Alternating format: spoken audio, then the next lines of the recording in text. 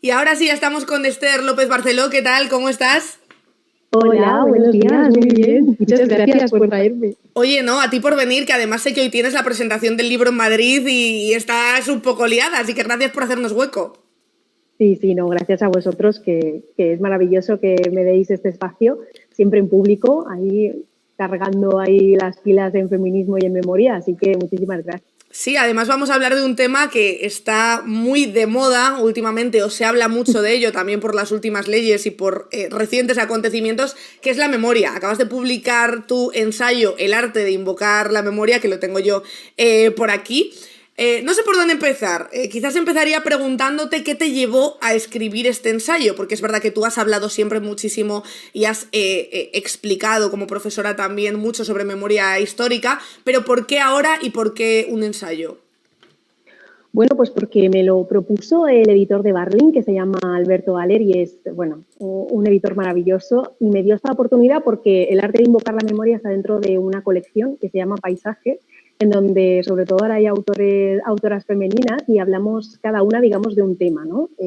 Está el arte de encender las palabras de Berta García Páez, el arte de contar la naturaleza de Lucy Romero, y bueno, yo estoy con el arte de invocar la memoria. Y en un principio a mí Alberto me lo había planteado, bueno, en su idea un poco preliminar, para que hablara de las diferentes narrativas que habían abordado el tema de la memoria, y yo le dije que yo necesitaba hacerlo desde otro punto de vista. Y mi punto de vista pues es el que ha conformado al final los capítulos del libro, que es hablar de la exhumación como un espacio comunitario en donde se invoca la memoria, hablar de los objetos en el capítulo de alteralgia, de los epitafios de urgencia, que son los graffiti, y después hablar de los cuadernos, sobre todo el arte, perdona, personas que han abordado el arte para intentar invocar también la memoria desde sus lenguajes artísticos, y después los cuadernos de Manolita, que para mí digamos que es el descubrimiento que da sentido a este ensayo, y que bueno, son unos cuadernos muy especiales y que además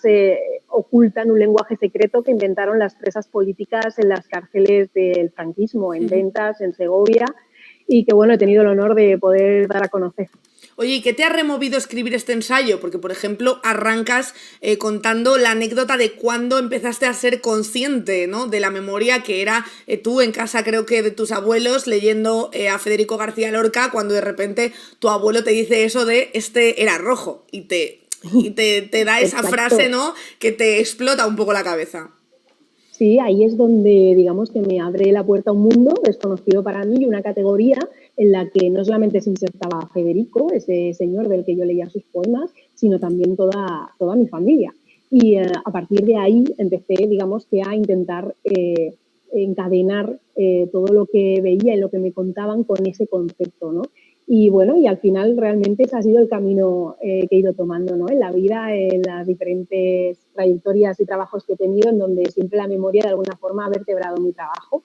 Y bueno, y ahora, ¿no?, de alguna forma todo eso se condensa en mi prisma, ¿no?, o mi mirada se plasma y se condensa en este ensayo, en donde he podido hablar de todas aquellas narrativas que no son narrativas cerradas, o sea, todo lo que no son novelas, ni películas, ni documentales, pero que a mí me invocan la memoria de una forma muy vívida y que hace que directamente te toquen, ¿no?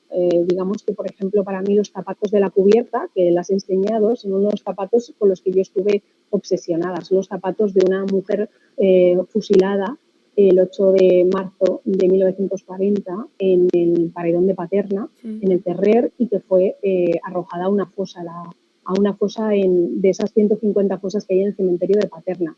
Pues esos zapatos de tacón para mí, digamos que desde el principio, porque estaban en una exposición de la que yo hacía visitas guiadas, me apelaban directamente. Quería explorar por qué me tocaban tan directamente esos zapatos, porque esa imagen para mí era tan evocadora y cómo se producía esa construcción de pensamiento que hacía que yo, cuando veía esos zapatos, pensara en mi abuela, en la posibilidad de que ella los hubiera tenido algún día, de que yo no fuera, porque si ella hubiera estado en esa fosa, yo nunca habría sido.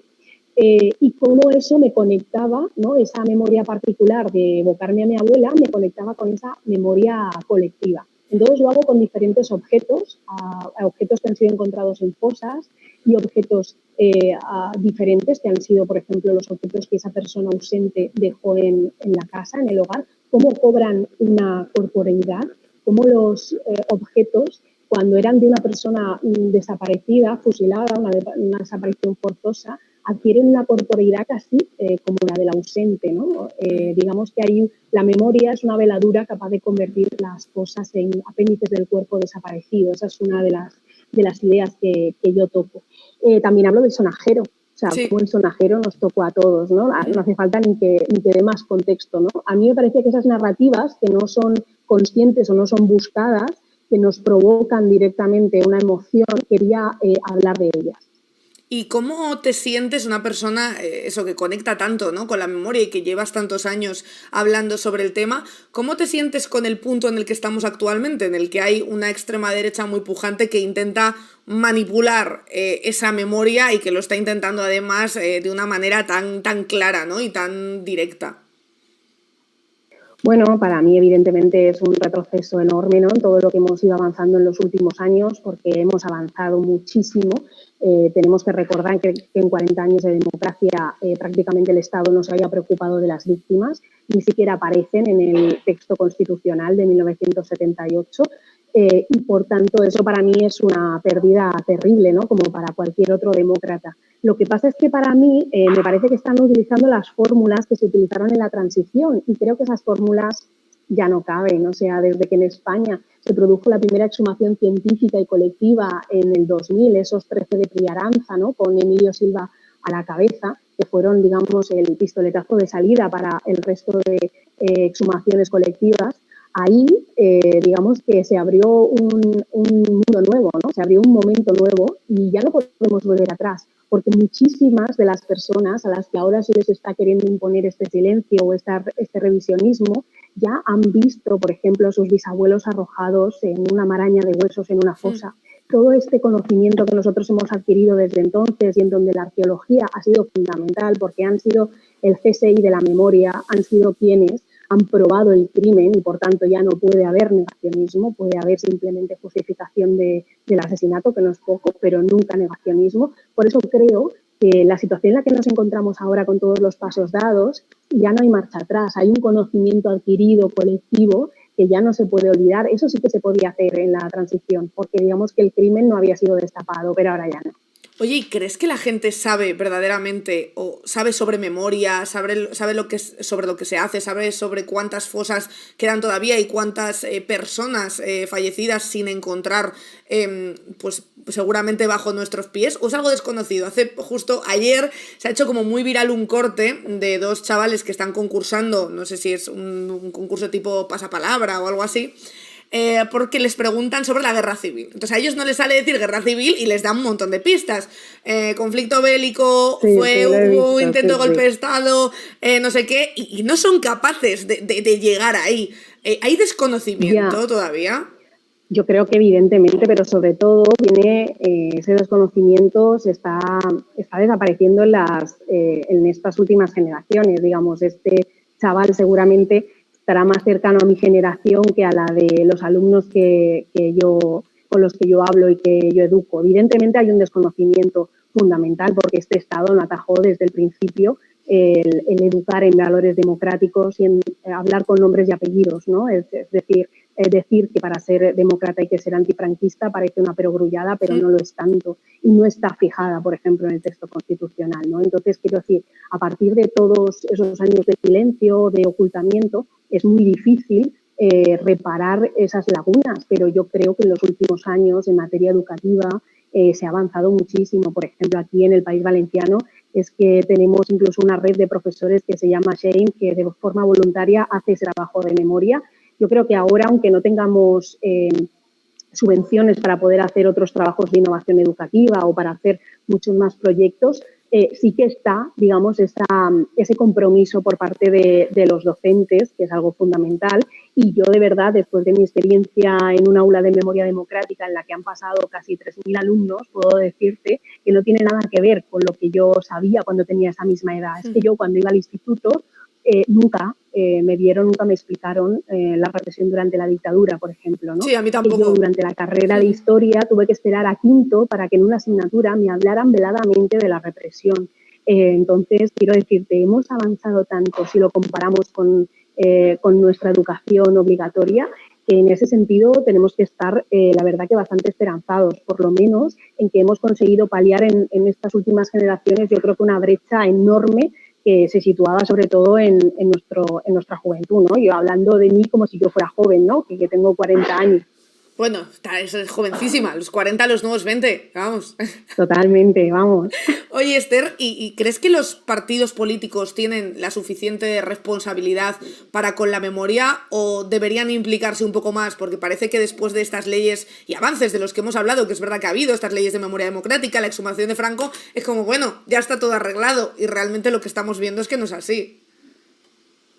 Bueno, quedan muchísimos caminos por recorrer, ¿no? Por ejemplo, la ley de bebés robados, que no dejan de ser una categoría de víctimas que también tiene su origen en el franquismo, todavía no está aprobada en el Congreso, una ley que se suponía ya que en la anterior legislatura se debería de haber aprobado, ¿no? Y en ese caso estamos hablando, además de, sobre todo, mujeres, ¿no? Pero de mujeres que reclaman conocer sus orígenes y de mujeres que reclaman saber dónde están sus hijos e hijas desaparecidos y que todavía aún no y los están buscando y que no tienen esa ayuda necesaria del Estado, ¿no? O sea, porque eso por una parte. inciso, esa ley de bebés robados es como algo así como iniciar una investigación para aquellas mujeres. No, es una ley en la que se recogen muchísimos derechos y deberes del Estado para con las víctimas en cuanto a la búsqueda de los bebés, o sea, ayudar a hacerlo, en que hubiera una fiscalía que estuviera encargada de todos estos casos en concreto, es decir, muchísimas medidas que amparaban, digamos, este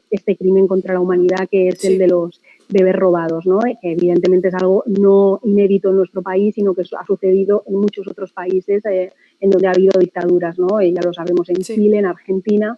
Digamos que estamos en un patrón, ¿no? Que siguieron las dictaduras y que, bueno, todavía hoy aquí en España pues estamos muy lejos de haber conseguido que se dé justicia, reparación y verdad, ¿no? En esa materia. De todo eso trato en el ensayo, porque el primer capítulo que habrá de horadar el tiempo es, digamos que a partir del hecho de las exhumaciones hace una revisión de las políticas y de la legislación que se ha llevado a cabo en los años de la democracia y también de las últimas investigaciones que se han llevado a cabo en materia no solamente de exhumación de las fosas desde la transición hasta ahora, sino también en materia de la exhumación de los mártires que como los concebía Franco, porque Franco inició las políticas de memoria en nuestro país prácticamente desde el 36. Él, en cuanto va ocupando territorio, va aprobando decretos que lo que hacen es regular las exhumaciones de los suyos, porque no consideraba víctimas, evidentemente, a los republicanos. Y esas labores de políticas de memoria, digamos, que fueron las más firmes y las más, digamos, efectivas, porque también teníamos su consecución en cuanto a monumentos, en cuanto a espacios de memoria para que constantemente en el imaginario público se tuviera el concepto de mártir y caído por España, ¿no? Como una figura a la que homenajear y a la que recordar. Y sin embargo, nosotros en democracia es que no nos acercamos ni un poquito a ese ejemplo, ¿no? Por parte del dictador, ¿no? Así que, bueno, cada vez que dicen que qué pasa con los de un bando o con los del otro, de verdad, siempre hay que dejar muy claro que esos están exhumados, están enterrados donde se debe, que esas víctimas se refieren al momento de la guerra civil, es decir, a ese golpe de Estado que fracasa por la resistencia del pueblo y que de los que estamos hablando, de esas cosas comunes, se produjeron en periodo de paz. Que siempre tengo que decirlo, esa supuesta paz que se produce a partir del 39. Ahí es cuando estamos hablando de las víctimas de las fosas comunes. Oye, pues recogiendo esto, ¿a qué político o política le mandarías tu libro para que le echara un ojo? A ver si se le abre un poco la mente. Uy, madre de Dios. Bueno, yo se lo mandaría pues a la gente que admiro y que quiero y que de hecho espero que ya lo tenga, ¿no? Pues no sé, se lo mandaría, pues la verdad que no les hace falta, ¿no? Que abran los ojos en esta materia, pero a lo mejor, bueno, se lo querría mandar a Antonio Maillo, que es maravilloso y y al que quiero mucho. Se lo mandaría a Irene Montero, porque además la parte final del libro habla sobre ese lenguaje secreto de las presas políticas y está cargado de perspectiva de género, ¿no? Porque evidentemente las gafas violetas no me las quito nunca. Y luego pues se lo mandaría, pues por supuesto, a Feijóo y no se lo mandaría a la extrema derecha porque no la considero interlocutora en ningún caso, ¿no? Y en este caso, bueno, pues Feijóo vamos a considerarle derecha en este momento y se lo mandaría a él para ver si se da cuenta de que el principal problema de este país es que no consideramos a las víctimas de la dictadura como las víctimas de la democracia, por culpa de su partido, que considera que son los de un bando que no les representa. Por lo tanto, deberían de replantearse si les representa la democracia. Oye, pues Esther, nos quedamos con eso. Muchísimas gracias por este ratito y mucha suerte con las presentaciones de los libros, las firmas y todos los eventos que tengas de este libro del arte de Bueno, es que esta tarde en la Mistral, lo puedo decir, puedo hacer claro, ahí propaganda. Esta tarde a las 7 en la Mistral estará Cristina Fallarás conmigo y también estará Miguel Martínez del Arco, que es el hijo de Manolita del Arco, la presa que más años pasó en las prisiones franquistas, 19, y que llevará esos cuadernos de los que os hablo tanto, los llevará en vivo y en directo para que los podáis tocar y ver. Bueno, tocarlo mucho. Pero tocarlo mucho, tampoco nos pasemos. Yo si me da tiempo me pasaré, intentaré que sí porque salgo justo a las 7, pero bueno, oye, me queda más o menos muy cerca. Bien. Yo creo Estaremos que ahí todavía. Claro, puedo llegar, aunque sea a las 7:30, ¿no? Vale, pues entonces me pasaré. Te dejaremos una sillita. Eso. Nos vemos, Esther. Muchísimas gracias por estar este rato con nosotras. Adiós. Gracias a vosotras. Adiós. Ahí